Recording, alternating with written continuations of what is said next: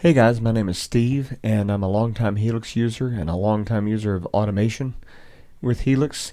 This video is going to be specifically about using Ableton Live to load presets and to change snapshots. If you're an Ableton user, then this will be an easy plug and play method. If you use another DAW, I'm sure that you can create your MIDI files in that DAW, or you can make them in Ableton, maybe even Light, and transfer them over to your DAW. They will probably work. The ones that I've created in Ableton, I've used them in Multitracker, the iPad app, and they have worked in that. So I'm just going to show you how to set everything up. First you'll need a Helix, which I have one here on the floor, and you will need to hook it up via USB directly to your computer, and you'll need to open Ableton. What I'm going to do first is I'm going to set up the Helix, or show you what settings I use, because I like for MIDI to be a one-way street. I like to either send or receive, and I use channel 5. So you go up here to the hamburger and you select global settings. If you're not already on MIDI, you can navigate over to the MIDI and tempo tab. So MIDI bass channel, I use 5 because our keyboard player uses 1 and 2. I have the through, the receive, the send all on off because I'm not doing any of that. Tempo is not a concern right now. MIDI over USB I have on, and the MIDI PC receive I have over MIDI and USB because I do use the 5-pin DIN ports on the back, which I'll explain later. The PC send and duplicate PC send and snapshot CC send, I have them all off. Okay, so now we have the Helix globals set up correctly. And what we're going to do now is we're going to go to Helix Edit, and we are going to open up the Command Center, which the shortcut is Shift-Command-M, or you can go up to the window here and have the window go to Command Center. I already have this preset set up the way I want it, but I'm going to undo it so that you can see.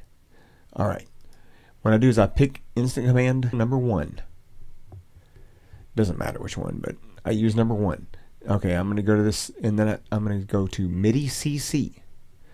Now, as we established, I'm using MIDI channel 5. These would need to be set to 69, because 69 is what changes snapshots. Okay, and we are wanting to send that to Ableton, so Ableton will know that's what I want sent back. I want 69 sent back to me later. Snapshots are offset by 1, so I do want snapshot number 1 to have a value of 0. And then as I go up, when I go to snapshot 2, I'm going to want to set it to the correct one. Now, what I do like to do is when I'm in one of these, I like to copy it, and then I can paste it to the next snapshot. And then all I have to do is raise this by 1 each time. So we'll do that. Just trying to remember along the way, paste it, that this is going to be 1 less than the snapshot number. Paste that. 5. Almost done. 6. Paste.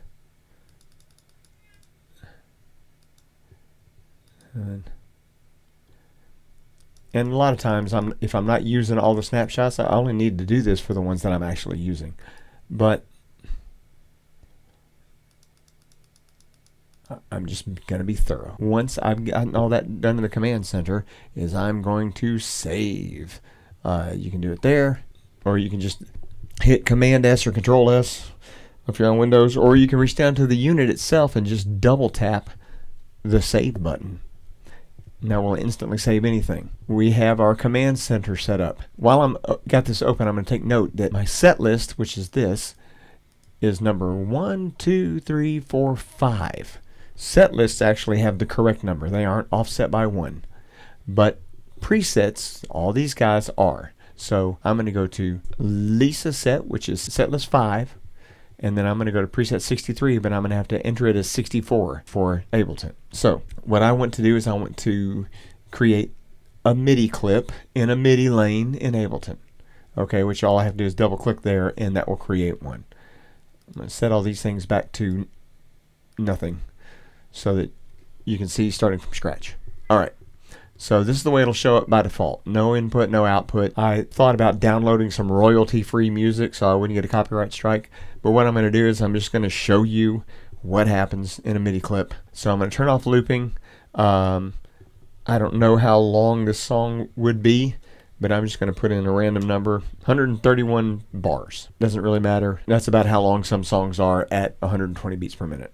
The other way you can do is you can move this over to arrangement view and just stretch it out manually to make it longer, but this works just as well. Okay, so now the next thing we need to do is sometimes when you load a clip down here, you won't see where you can put your bank and preset number information, so you have to hit this little triangle here and open that up. The Helix ignores bank information. They don't think of banks as banks. They think it goes in the sub window.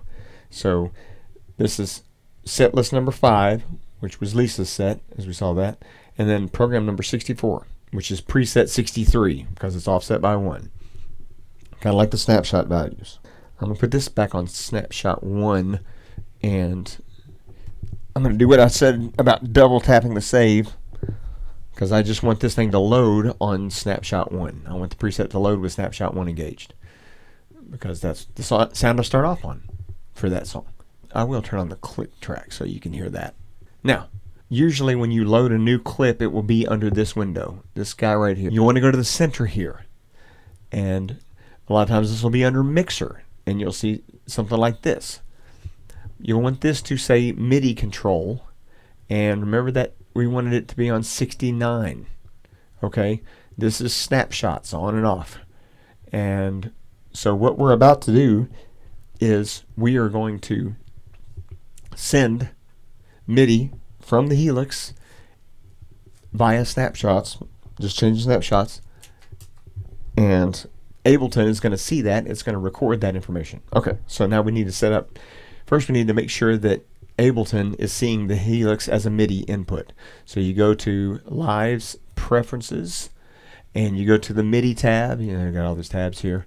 You go to the MIDI tab, and then you look down here, and you see MIDI ports in Helix, and you make sure that you have track and remote selected.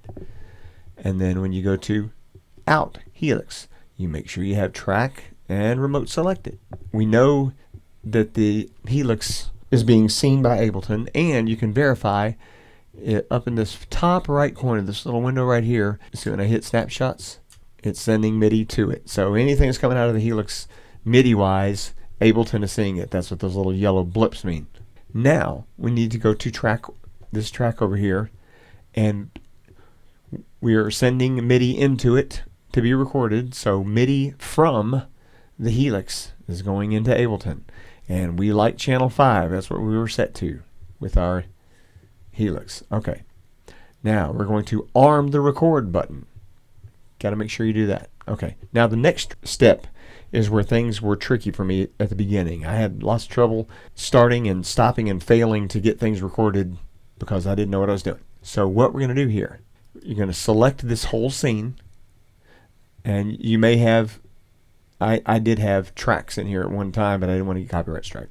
Select the scene, and then you're going to hit the return key or the enter key, and then you're going to stop it by hitting the space bar. So I'm going to hit enter and then space. All right. Now, as you see, that armed this track to go. Okay. And now what I'm going to do is I'm going to hit the MIDI record button. You'll see what's going to happen here in a second with this little blue line down here. That's what you're keeping an eye on. All right. So, like I say, if I hit that, hey, it worked. Okay.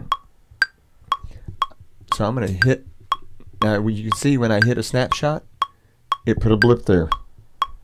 When I hit the snapshot, it's going to put one there. When I hit that one, it puts one there.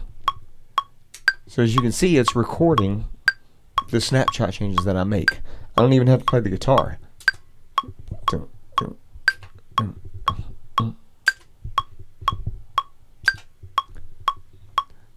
Alright, so now I've recorded a performance.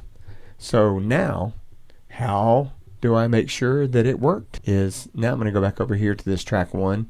I'm going to output to the Helix on channel 5. Okay? Now, when I go to this scene and fire this scene, let's put me on a random. Okay, so you can see I changed my preset to Steve template there. When I hit enter, it changes to that. And you're going to see that here in a second, when that changes, you're going to see that the snapshots change when this. So you can see the snapshots changing there.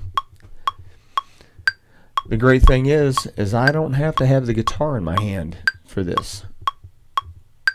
If I've got a backing track or I've got a click track and I know the song well enough, then I can just stomp on the thing when I normally would stomp on it. It gets recorded and then it plays back.